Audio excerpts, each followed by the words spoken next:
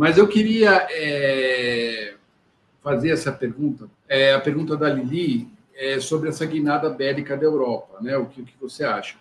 E eu queria complementar isso. Me parece que o Trump, primeiro assim, né, que ele parece que se dá melhor com um outro autocrata como o Putin do que com esses governantes mais ilustrados, né, mais dessas democracias liberais europeias.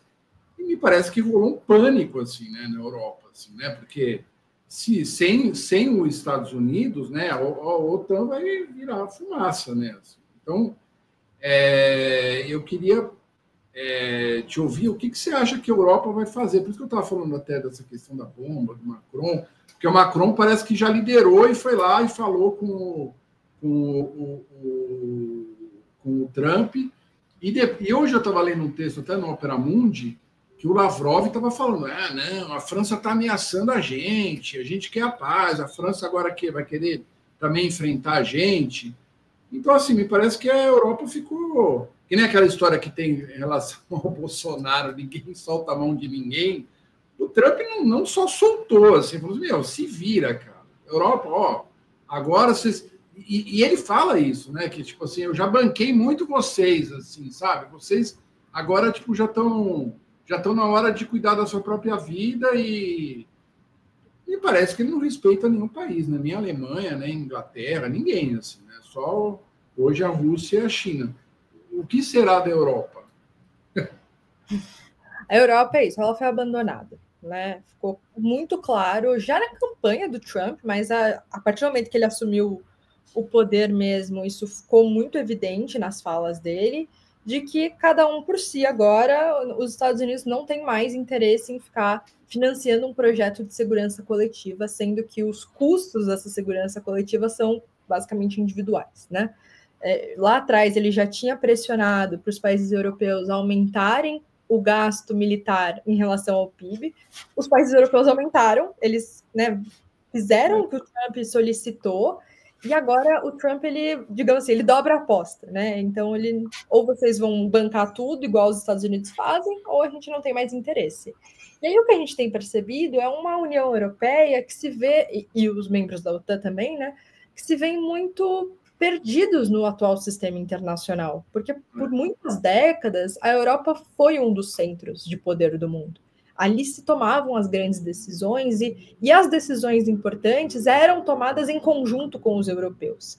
E me parece que agora a gente vê vários líderes, né, França, Alemanha, Reino Unido, Itália, sem saber como lidar com um mundo em que eles não fazem mais parte. Então a gente vê isso, umas tentativas que parecem até um pouco estranhas, né, do Macron tomando a liderança, indo para frente, ameaçando todo mundo, assim, como se tivesse uma autoridade do passado, né, que não tem mais. Chega a ser um pouco engraçado. Giovanni, só te cortando, autoridade nem na França, né, porque ele perdeu a eleição, inclusive, né? Assim, assim, ele não você tem tá no poder meio com uma gambiarra lá, assim, né? Com gambiarra, ele não tem mais aquela mesma legitimidade. Enfim, a Marine Le Pen na França só aumenta as intenções de voto. A gente tem visto uma situação realmente complicada, né? A Alemanha, que estava passando por uma crise política até 2 semanas atrás, o Reino Unido, pós-Brexit, a gente não sabe mais o que está acontecendo no Reino Unido. Então, a gente vê um continente europeu que foi abandonado, mas, assim, já estava perdido muito antes disso. Tá gostando do papo? Então se inscreve no canal, ativa o sininho para não perder nada e se puder, ajuda a gente fazendo um Pix. Muito obrigada! E aí, na questão do armamento, né, que foi a pergunta da Lili mesmo, assim, sobre essa questão da volta do militarismo na Europa. O que a gente está vendo agora é o que a gente chama de dilema de segurança. Quando um país ele começa a se armar porque ele tem medo de alguém, de uma guerra, o vizinho começa a se armar mais, porque ele também tem medo. E aí o primeiro começa a se armar mais ainda, porque ele também tem medo. E aí, por conta do medo do outro, e não necessariamente por uma vontade de atacar, vocês vão se armando. É isso que está acontecendo. A Rússia fez um ataque que algumas pessoas chamam de um ataque, né, para tentar evitar um conflito maior, outros já falam que foi um ataque de grande escala, a Europa se armou, aí a Rússia se armou mais, e a Europa está se armando mais ainda. Então, na ausência de garantidor de última instância, que eram os Estados Unidos, a Europa tentando se virar.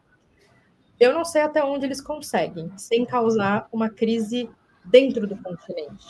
A gente não pode esquecer que há 2, 3 anos, quando a Alemanha passou a gastar 2% do seu PIB no armamento militar, rolou uma crise generalizada entre os países europeus. Um medo muito grande. Então, assim, mesmo na União Europeia, que é o nosso principal exemplo de integração regional, de identidade coletiva e tudo mais, a gente tem problemas internos e rugas que não foram bem curadas lá do passado, né? Então, eu não sei até onde esse projeto vai, sem que eles mesmos não comecem a brigar entre si, sabe?